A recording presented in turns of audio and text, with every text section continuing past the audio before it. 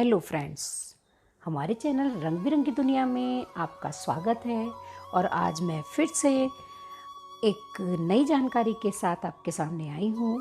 कार्तिक मास का कितना महत्व है ये तो ज़्यादातर लोग जानते ही हैं। और पूरे महीने ब्रह्म मुहूर्त में स्नान करने का और दीपदान करने का भी विशेष महत्व है।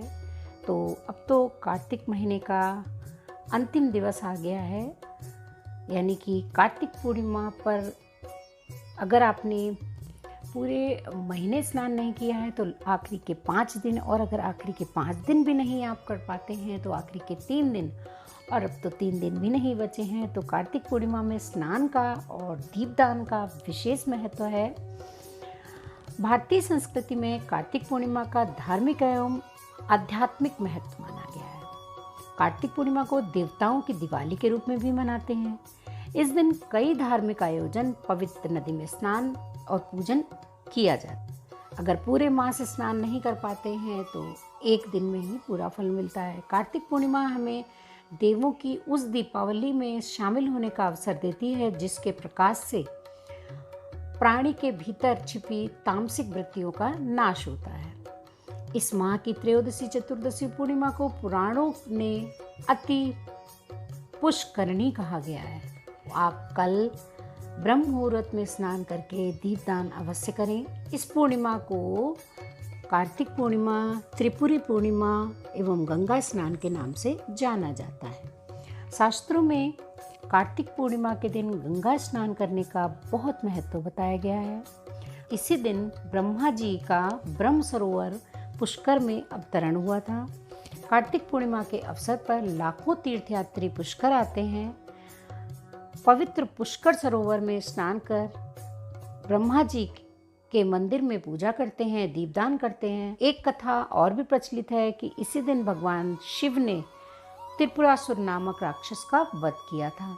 इससे देवगण बहुत प्रसन्न हुए थे और भगवान विष्णु ने शिव जी को त्रिपुरारी नाम दिया था।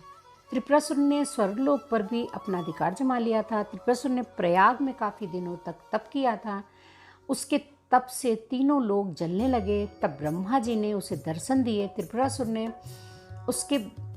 उनसे वरदान मांगा था कि उसे देवता, स्त्री, पुरुष, जीव जंतु, पक्षी, निशाचर न मार पाए। इसी वरदान से त्रिपुरासुर अमर हो गया और देवताओं पर अत्याचार करने लगा। सभी देवताओं ने मिलकर ब्रह्मा जी से इस दैत्य को अंत करने का उपाय पूछा। ब्रह्मा जी ने देवताओं को त्रिपुरासुर के अंत का रास्ता बताया। देवता भगवान शंकर के पास पहुँचे और उनसे त्रिपुरासुर को मारने के लिए प्रार्थना की। तब महादेव ने त्रिपुरासुर के वध का निर्णय लिया। महादेव जी ने तीनों लोकों में दैत्य को ढूंढा। कार्तिक पूर्णिमा के दिन महादेव ने प्रदोष काल में अर्धनारीश्वर के रूप में त्रिपुरासुर का वध किया था। इसी दिन देवताओं ने शिवलोक यानी काशी में आकर दीपावली मनाई थी। यही परंपरा चली आ रही है। माना जाता है कि कार्तिक मास के इस दिन काशी में दीपदान करने से पूर्वजों को मुक्ति मिलती है। पुराणों के अनुसार इसी दिन भगवान विष्णु ने धर्म वेदों की रक्षा के लिए मत्स्य अवतार लिया था। इसके अतिरिक्त आषाढ़ शुक्ल एकादशी को भगवान विष्णु 4 मास के लिए योग निद्रा में लीन होकर कार्तिक शुक्ल एकादशी को पुनः जागते हैं। भगवान विष्णु के योग निद्रा से जागरण से प्रसन्न होकर समस्त देवी देवताओं ने पूर्णिमा को लक्ष्मी नारायण की महा आरती करके दीप प्रज्वलित किए थे। यह दिन देवताओं की दीपावली है, अतः पूजा आदि करके हम भी देवों की दीपावली में शामिल हो सकते हैं, ताकि हम अपने भीतर देवत्व धारण कर सकें और सद्गुणों को अपने अंदर समाहित कर सकें, नर से नारायण बन सकें। महीना भगवान कार्तिकेय द्वारा की गई साधना का माह माना गया है। इसी कारण इसका नाम कार्तिक महीना पड़ा। नारद पुराण के अनुसार कार्तिक पूर्णिमा पर संपूर्ण सद्गुणों की प्राप्ति एवं शत्रुओं पर विजय पाने के लिए कार्तिकेय जी के दर्शन करने का विधान है। पूर्णिमा को स्नान, अर्घ्य, तर्पण, जप तप, पूजन, कीर्तन एवं दान पुण्य करने से स्वयं भगवान विष्णु पापों से मुक्त करके जीव को शुद्ध कर देते हैं। पूर्णिमा के दिन स्नान के बाद भी सत्यनारायण की कथा का श्रवण, गीता पाठ, विष्णु सहस्त्र नाम का पाठ एवं ओम नमो भगवते वासुदेव का जप करने से प्राणी पाप मुक्त, कर्ज मुक्त होकर विष्णु की कृपा पाता है।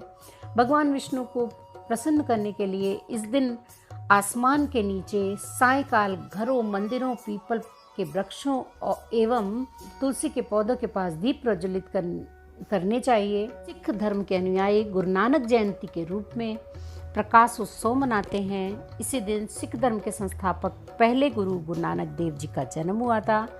इस दिन सिख पंथ के अनुयायी सुबह स्नान कर गुरुद्वारे में जाकर गुरुवाणी सुनते हैं, इसलिए इस पूर्णिमा को गुरु पर्व भी कहा जाता है। ऐसा माना गया है कि जो व्यक्ति कार्तिक मास में श्री केशव के निकट अखंड दीपदान करता है वह दिव्य कांति से युक्त हो जाता है। जो लोग कार्तिक मास में श्रीहरि के मंदिर में दीपों को प्रज्वलित करते हैं उन्हें नरक नहीं मिलता। शिखर या हरि मंदिर में दीपदान करने से शतकुल का उद्धार होता है। जो व्यक्ति भक्ति सहित कार्तिक मास में ज्योति दीप्ति विष्णु के दर्शन करते हैं उनके कुल में कोई नारकी नहीं होता। देवगढ़ भी विष्णु के ग्रह में दीपदान करने वाले मनुष्य के संग की कामना करते हैं। कार्तिक मास में खेल खेल में ही सही विष्णु के मंदिर को दीपों से आलोकित करने पर उसे धन, यश, कीर्ति, लाभ मिलती है और 7 कुल पवित्र हो जाते हैं। मिट्टी के दीपक में घी या तेल डालकर कार्तिक पूर्णिमा का दीप प्रज्वलित करें। दीपदान करने के भी नियम हैं। दीपदान किसी नदी में, किसी मंदिर, पीपल, चौराहा, किसी दुर्लभ स्थान आदि में करना चाहिए। दीपदान का आशय अंधकार मिटाकर उजाले के आगमन से है। मंदिरों में दीपदान अधिक किए जाते हैं।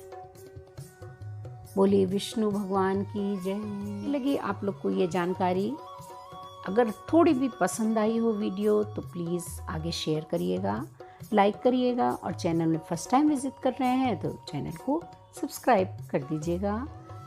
धन्यवाद।